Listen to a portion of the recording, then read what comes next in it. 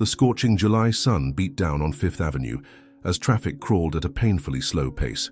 It wasn't a car accident that had brought the bustling street to a halt. It was something far more unusual. Among frustrated drivers and impatient horns, a small golden Labrador puppy stood in the middle of the road, his pleading eyes locking onto anyone who dared to pass. He wasn't lost. He wasn't merely scared. He was waiting for someone to listen. Officer Jessica Reynolds, an experienced NYPD officer with 11 years of service, had responded to countless strange calls throughout her career, but nothing like this. As she cautiously approached the trembling puppy, she realized he wasn't just seeking shelter. He was trying to communicate. Then, something caught the light. A faint metallic glint on his collar. And in that moment, Jessica knew this wasn't just about a lost dog. Somewhere beyond the towering buildings of Manhattan, a mystery waited to be unraveled. From the windows of surrounding buildings, curious faces watched the unusual scene unfolding below. The sun reflected off mirrored glass, creating a kaleidoscope of light that seemed to envelop the small Labrador in a golden halo. Jessica parked her police cruiser, turned on the emergency lights, and calmly stepped out. "Dispatch, this is Patrol 314, responding to an animal incident on Fifth Avenue, marker 143. ETA, I'm already on site," Jessica reported over the radio, keeping her eyes on the puppy as she approached. "Copy that, Officer Reynolds. We've received multiple calls from drivers reporting a Labrador puppy with unusual behavior in the street," came the response. Jessica frowned. Stray dogs usually ran away in fear or froze in panic. They didn't actively approach people. Something wasn't right. From a distance, she could already see the commotion. A cluster of vehicles had stopped, and several pedestrians had stepped out, pointing, taking photos, whispering among themselves. Years of experience kicked in as Jessica parked behind the last car, switching on the patrol lights to alert oncoming traffic. As she stepped out of the vehicle, a wave of oppressive heat wrapped around her. Adjusting her utility belt, she approached a middle-aged man who seemed to be directing the crowd. "Good afternoon, sir. Officer Reynolds, NYPD. Can you tell me what's going on?" The man wiped the sweat from his forehead and pointed toward the road. "It's that puppy, officer. He's been trying to follow people for the last 20 minutes. Looks exhausted. He gets close, then backs away. Almost caused an accident when a bus had to slam on its brakes to avoid hitting him." Jessica nodded, scanning the area with trained eyes. "Has anyone tried to get close to him?" "Yeah, but he only lets people approach so much before he backs off again. He's not just lost. He looks like he's trying to get our attention. Never seen anything like it." Jessica thanked the man and took a careful step toward the puppy, one hand instinctively resting on her utility belt. She had dealt with stray dogs before, but there was something different about this one. Then she saw him. A tiny golden Labrador, no more than 4 months old, his fur coated in dirt and dust. He was pacing back and forth, making quick, anxious movements, approaching people, but never fully closing the gap. Not just a lost dog. There was urgency in his stance, a silent plea in his eyes. That's when Jessica noticed the red collar around his neck and the metallic tag attached to it. This wasn't a stray. This puppy belonged to someone. The small Labrador looked directly at Jessica, as if he had found exactly the person he was looking for. There was an unsettling intelligence in his amber eyes, something that made her hesitate for a moment. 15 years on the police force had taught her to trust her instincts, and now they were screaming that this wasn't a typical case of a lost animal. Jessica crouched down, getting to eye level with the puppy. "Hey, little buddy," she said softly, slowly extending her hand. "What are you trying to tell us?" To her surprise, the Labrador approached close enough to allow her to read the silver tag on his collar. "Max," she read aloud. Below the name was a registration number and a symbol, the logo of the National Canine Training Institute. Jessica knew that organization. They trained dogs for search and rescue, medical assistance, and more. "You're trained, aren't you?" murmured Jessica, noting how the puppy responded to the sound of her voice, his eyes never leaving hers. "For a puppy, you seem to know exactly what you're doing." Jessica took out her phone to call the contact number on the collar when a man in a lab coat cautiously approached. "Officer, I'm Dr. Michael Bennett, veterinarian from the clinic on 47th Street. I saw the commotion and thought I might help." Jessica nodded gratefully. "Dr. Bennett, this puppy seems to be trying to communicate something. He has very unusual behavior for a lost animal." The veterinarian squatted near the puppy, but maintained a respectful distance. "You're right. Normally, lost puppies are paralyzed with fear or run frantically. This one is methodically trying to get attention." As they talked, the Labrador began to bark and take a few steps toward Central Park, then returning and looking at them expectantly. "I think he wants us to follow him," said Michael, his eyes widening slightly. Jessica hesitated. Her shift was ending, and following a puppy might seem ridiculous to anyone watching from the outside. But those eyes, there was something in them she couldn't ignore. "Let's see what he wants to show us," she decided, activating her radio to inform the central station about her intention. They began to follow the small Labrador, who surprisingly maintained a steady pace, looking back occasionally as if to ensure they were still following. Curious pedestrians watched the unusual scene, a police officer, and a man in a lab coat following a puppy that seemed to be guiding them with purpose. As they entered Central Park, Jessica tried once more to call the number on Max's collar. This time, a busy tone greeted her. Frowning, she put the phone away. "The puppy looks well cared for despite the dirt," Michael observed as they walked. "That someone loves him very much," Jessica nodded, "and that someone might be in trouble." As they advanced deeper into the park, away from the main trails, Jessica began to feel a chill down her spine. It wasn't just the cooler air under the shade of the trees. It was her police intuition alerting her that they were approaching something important. Max stopped abruptly in a clearing, staring fixedly at an area of dense vegetation. His barks increased in urgency and volume. "There's something there," said Jessica, instinctively reaching for her holster, though her sense told her it wasn't a threat they would find. Cautiously, they approached the area Max was indicating, pushing aside branches and foliage. That's when they saw it. Partially hidden by vegetation, a solitary backpack lay on the ground, and beside it, fallen down a steep embankment, an unconscious man. "Sir, can you hear me?" Jessica called as she quickly approached the fallen man. There was no response, but she could see the subtle movement of his chest. He was breathing. Michael was already beside her, his years of medical training taking control. "He's unconscious, but vital signs seem stable," he said, while checking the man's pulse. "From the looks of it, I'd say he suffered a fall and is possibly dehydrated." Little Max circled around them and approached the man, gently licking his face with evident concern. It was such a human gesture, so full of emotion, that Jessica felt a tightness in her chest. "Do you think this is his owner?" she asked, observing the puppy's reaction. Michael nodded. "No doubt. Look at the connection between them." Jessica quickly activated her radio. "Central, this is Officer Reynolds. I have an unconscious man in Central Park, approximately 1 mile east of the main entrance. We need a medical team immediately." "Copy that, Officer Reynolds. Medical team on the way. Estimated arrival time, 15 minutes. Michael had already opened his emergency medical bag and was beginning to assess the man in more detail. "I don't see signs of serious trauma, but he has some cuts and bruises, and he's significantly dehydrated."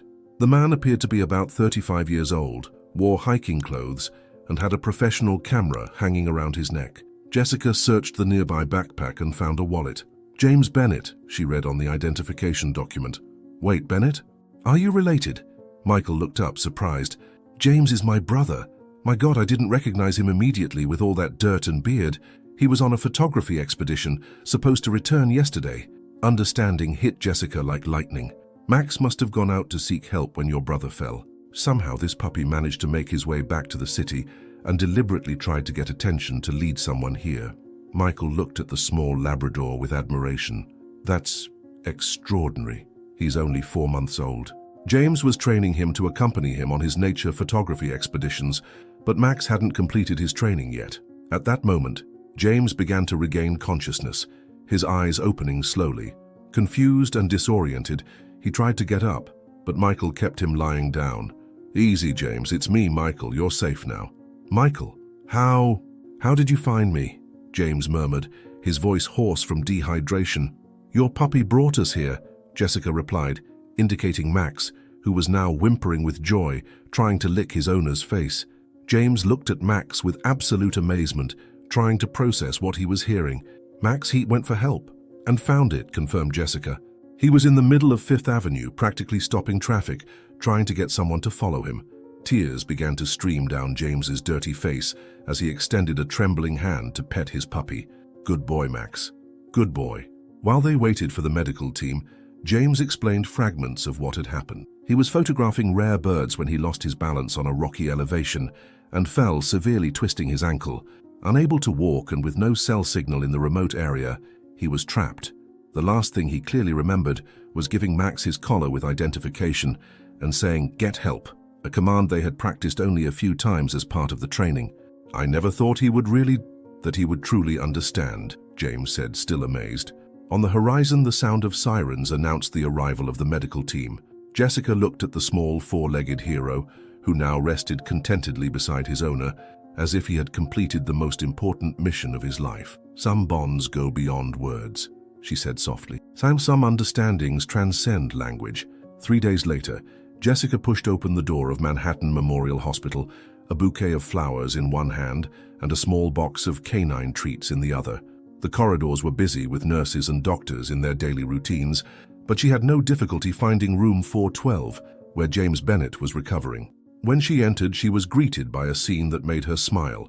James was sitting on the hospital bed, visibly healthier than when they found him, with Max comfortably settled by his side. Michael was in the nearby chair, scribbling notes in a notebook. "Officer Reynolds," James brightened upon seeing her. "I'm glad you came." Jessica placed the flowers in an empty vase. "Thought I'd check how our most famous patient is recovering." "Thanks to you and this little hero," James smiled, stroking Max's head. "I'm getting better quickly. The doctors say I was very lucky. Another day in those conditions and dehydration could have caused permanent damage." Max jumped from the bed and ran to greet Jessica, wagging his tail enthusiastically. She crouched to scratch his ears and offered one of the treats from the box, which he accepted politely. "He's really special," she commented, observing the evident intelligence in the puppy's eyes. Michael stood up, his expression animated. "You have no idea how special. I've been studying animal behavior for decades and I've never seen anything like this. A 4-month-old puppy shouldn't be capable of executing this kind of complex reasoning." "And yet he did," said James, with admiration in his voice. "You know, before the accident, I noticed something different about him. The way he seemed to understand concepts. Not just specific commands, but the intention behind them." Jessica took a seat, intrigued. "And now? What does this mean?" "It means," Michael replied with a gleam in his eyes, "that we might be witnessing something revolutionary in the field of animal cognition. James and I have been talking. We're thinking of starting a specific research program. A center dedicated to the study of advanced canine communication," James added. "Not just for search and rescue training, but to really understand the cognitive potential of these animals." The conversation was interrupted by the arrival of Dr. Sarah Johnson, a neurologist who had been following James's case. She carried a tablet with test results. "Mr. Bennett, your tests look excellent," she said with a smile. "With proper physical therapy, your ankle should fully recover in a few weeks." While the doctor explained the details of the recovery plan, Jessica noticed something curious. Max seemed to be paying attention to the conversation, his eyes moving between the speakers as if he were following every word. When Dr. Johnson mentioned physical therapy, his ears perked up. "Dr. Johnson," Jessica politely interrupted, "have you noticed how the puppy seems to be following our conversation?" The neurologist paused, observing Max with professional interest. "Interesting. You know, there are recent studies about dogs that can detect subtle changes in human facial expressions and voice tones, but this," she gestured toward the attentive puppy, "this seems to be something more." James smiled, proud. "He's always been like this. Since I brought him home as an 8-week-old puppy, there was something different about him, the way he observes, how he reacts." "And he saved your life," Jessica added. A reflective silence fell over the room as everyone contemplated the extraordinary animal before them. Max, apparently oblivious to his importance in the conversation, yawned and settled at James's feet, resting his head on his paws. It was Michael who finally broke the silence. "I think we're just scratching the surface of what these animals are capable of. What Max did opens up a whole world of possibilities." Dr. Johnson nodded thoughtfully. "As a scientist, I'm naturally skeptical. But sometimes the most significant advances begin with observations that challenge our assumptions." Jessica felt a wave of emotion thinking about the implications. A simple rescue case had transformed into something potentially revolutionary, and all because of a small golden Labrador who refused to abandon his owner. "You know," she said, "when I joined the police, I thought I understood the boundaries between humans and animals. Cases like this make me realize how much we still have to learn." The afternoon light streamed through the hospital windows, bathing the room in a golden glow. Outside, the city continued in its frantic rhythm, oblivious to the small miracle resting on a hospital bed, dreaming of future adventures and bones to chew. 6 weeks later, the late summer sun cast a golden glow over the expansive green space of Riverside Park. Jessica, in civilian clothes for the first time in weeks, checked her watch and adjusted her sunglasses as she looked for familiar faces among the people enjoying the perfect Sunday. "Officer Reynolds, over here!" The voice of James Bennett sounded in the distance. Jessica smiled as she spotted James sitting on a bench under a leafy oak tree. His cane rested beside him, and Max, now visibly larger than the last time she saw him, was lying obediently at his feet. Michael was standing nearby, animatedly conversing with a woman Jessica didn't recognize. "Please, call me Jessica when I'm off duty," she said as she approached. "How's the recovery?" James carefully stood up, briefly leaning on his cane. "Much better. The doctors say in another month I won't even need this anymore." He raised the cane with a smile. Max immediately came to greet her, his tail wagging in happy circles. He seemed more mature, his golden fur shining with health, but those same intelligent eyes remained. "Hello, hero," Jessica petted the puppy, who reacted with moderate joy. "Teddy's grown so much, grown and gotten even smarter." Michael approached, extending his hand in greeting. "Jessica, this is Dr. Emily Watson from Columbia University. She's an expert in animal cognition." The gray-haired woman with penetrating eyes shook Jessica's hand. "I've heard a lot about you, Officer Reynolds, and about this remarkable young fellow." She indicated Max with a respectful gesture. They settled on a large blanket spread out on the grass, while James opened a picnic basket. The aroma of fresh sandwiches and ripe fruit filled the air. "So," Jessica accepted a glass of lemonade, "what happened with that idea of the Canine Communication Center you mentioned at the hospital?" The Bennett brothers exchanged enthusiastic glances, and James nodded for Michael to continue. "Actually," Michael began, "that's why Dr. Watson is here. After reviewing all the documentation of Max's case, including your official statement, we secured initial funding from the university to establish a pilot program. The Institute for Interspecies Communication Studies," James added, "formally approved last week." Emily adjusted her academic glasses. "Max's case is not completely unprecedented, but it is extraordinarily well documented and verified. Such a young puppy demonstrating this level of deductive reasoning, complex spatial navigation, and intentional communication with unknown humans, it's revolutionary." Jessica observed Max, who seemed to be listening attentively to the conversation, his head slightly tilted. "So does he always do that? It seems like he's following every word." "Constantly," James smiled, "and we believe he really is. In the last few weeks, we've been conducting some preliminary tests, and the results are impressive." Emily took her tablet and showed Jessica a series of graphs and images. "We're using advanced eye-tracking technology and non-invasive brain monitoring. Max demonstrates patterns of attention and linguistic comprehension that we would normally only see in highly trained primates or dolphins. And he continues to surprise us," added Michael. "Yesterday, he correctly identified specific objects by name from a set of 50 different items with 93% accuracy. That exceeds any previous record for dogs his age." Jessica felt a wave of pride, as if Max were somehow her protégé too. "So, what's next for our little hero?" James smiled broadly. "Well, besides being the first official study subject of the new institute, Max has an important engagement next week." He took an elegant envelope from his bag and handed it to Jessica. She opened it to find a formal invitation with the seal of the New York Police Department. "A recognition ceremony. The commissioner personally insisted," Michael explained. "After the media coverage of the rescue, the department decided to establish a new Medal of Honor for animals that provide extraordinary services to the community. Max will be the first recipient, the Max Canine Courage Medal," James said softly, "named in his honor." Jessica felt her eyes water. In a city as chaotic and often impersonal as New York, the story of a brave puppy had touched hearts and inspired tangible changes. "You'll come to the ceremony, right?" James asked. "It wouldn't be the same without you."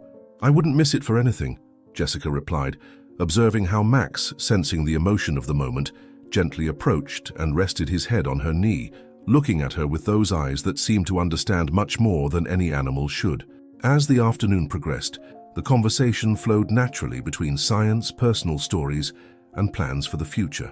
At the heart of everything was a small golden Labrador who had defied all expectations and, in the process, opened a new chapter in human understanding of our most faithful companions. The sun was beginning to set when they finally gathered their things, the golden light of dusk, reflecting on Max's fur as he walked proudly beside his owner, his mission accomplished, but his journey just beginning. The conference room at NYPD headquarters was unrecognizable. What was normally an austere space, dominated by long tables and functional chairs, had been transformed into an elegant hall. Floral arrangements decorated the corners, a blue and gold banner hung from the ceiling, and organized rows of chairs faced a small improvised stage. Photographers and journalists clustered at the back, adjusting cameras and checking recorders. Jessica, in her meticulously pressed police dress uniform, observed the scene with a mixture of pride and disbelief. Who could have imagined that a casual encounter with a lost puppy would lead to this? Nervous, Captain Harrison's voice surprised her. Jessica turned to see her supervisor, a normally serious man, smiling unusually. "A little, sir. I'm not used to being on this side of the spotlight." "Well, better get used to it. What you and that extraordinary dog did has captured the city's imagination. And, frankly, we needed a good story for a change." The crowd began to form. Police officers from all districts, city personalities, representatives from animal protection organizations, and even some politicians taking advantage of the photo opportunity. But the true guests of honor waited in a small adjacent room: James, Michael, Dr. Watson, and of course, Max. When Jessica entered to check on them, she couldn't help but smile at the sight of Max. The puppy, now almost 6 months old, was wearing a small ceremonial blue jacket with the NYPD emblem, specially made for the occasion. He looked surprisingly dignified, sitting upright next to James, who now walked without a cane, though still with a slight limp. "He seems to know exactly how important this day is," Jessica commented, observing the puppy's calm and attentive behavior. James smiled. "He knows. Last week's tests confirmed. His contextual understanding is extraordinary. He understands not just isolated words, but complex concepts and social situations." "And this is just the beginning," added Emily, her eyes shining with scientific enthusiasm. "The implications for our understanding of animal consciousness are profound." Police Commissioner Rodriguez poked his head through the door. "We're ready to begin."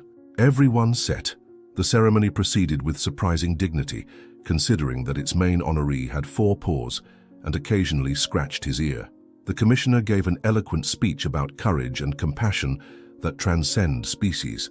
James shared his emotional rescue story, and Jessica narrated the events of that fateful day on 5th Avenue. When the time came to present the inaugural medal, a reverent silence fell over the room. Commissioner Rodriguez held a small velvet box. "Max!" he called, and to the astonishment of many in the audience, the puppy immediately stood up and walked over to him, stopping precisely where he should, as if he had rehearsed the scene 100 times. "What? For extraordinary courage, intelligence, and devotion beyond any reasonable expectation," the commissioner recited, "I have the honor to present the first Max Canine Courage Medal to Max Bennett." He carefully attached the small gold medal to Max's jacket, who remained perfectly still during the process, his intelligent scanning eyes observing the crowd as if he understood the solemnity of the moment. The room erupted in applause, and camera flashes illuminated the unlikely pair: a tall, distinguished police commissioner and a small but proud golden Labrador, whose journey from a desperate puppy in traffic to a celebrated hero represented something that resonated deeply with everyone present: the boundless capacity for connection and understanding that exists between different species. As the ceremony concluded and guests mingled at a small reception, Jessica found herself standing slightly apart, watching as Max navigated the crowd with surprising grace, accepting gentle pats and offering polite paw shakes to admirers. "It's amazing, isn't it?" James appeared beside her, holding a glass of sparkling water. "How one small life can change so many others." Jessica nodded, her eyes following Max as he charmed a group of children who had been invited as representatives from a local school. "And to think, if I hadn't been on patrol that day, I believe it would have still happened," James said quietly. "Max would have found someone to help. That's what makes him special, his determination. But I'm glad it was you." Commissioner Rodriguez joined them, his formal demeanor softened by the occasion. "Officer Reynolds, we're establishing a new unit, the Animal-Human Cooperation Division. It's small for now, just a pilot program, but I want you to consider heading it up." Jessica blinked in surprise. "Sir, what happened with Max isn't an isolated incident. There are documented cases of extraordinary animal behavior throughout the country. We think there's potential to develop formal partnerships, trained animals working alongside officers in specific situations. Dr. Bennett and Dr. Watson have agreed to serve as consultants. As Jessica processed this unexpected development, she felt a gentle pressure against her leg. Looking down, she saw Max, his medal glinting in the light, looking up at her with an expression that seemed to say, "This is just the beginning." Later that evening, as the last guests departed and the cleaning crew began taking down decorations, Jessica found herself alone with Max in a quiet corner of the hall. James was saying goodbye to some colleagues, and for a moment it was just the two of them, the officer and the extraordinary puppy who had brought them all together. She crouched down, meeting his gaze at eye level. "You know, the day I found you in traffic, I thought I was helping you. Turns out you were helping all of us." Max tilted his head, his eyes fixed on hers with unmistakable intelligence. "You've changed how we see your kind," she continued, "and maybe how we see ourselves." In response, Max gently placed his paw on her hand, a gesture so deliberate and meaningful that Jessica felt tears welling in her eyes. Outside, the lights of New York City sparkled against the darkening sky, millions of lives intersecting in countless ways. And in a small corner of that vast metropolis, a new understanding was dawning, a bridge being built between species, all because one small puppy had refused to accept the limitations that humans had assumed about his kind. As James approached to collect his furry companion, Jessica stood up, a new sense of purpose filling her heart. Tomorrow would bring new challenges, a new division to establish, research to support, minds to change. But for tonight, it was enough to know that the boundaries of what was possible had been forever expanded by a simple act of courage and love from a very special golden Labrador named Max. My friends, we've come to the end of the story. Did you like it? What lesson can you bring to life from this story? Leave it here in the comments. Leave your like, subscribe to the channel, and watch this video that's playing on your screen. This story will impact you. See you next time.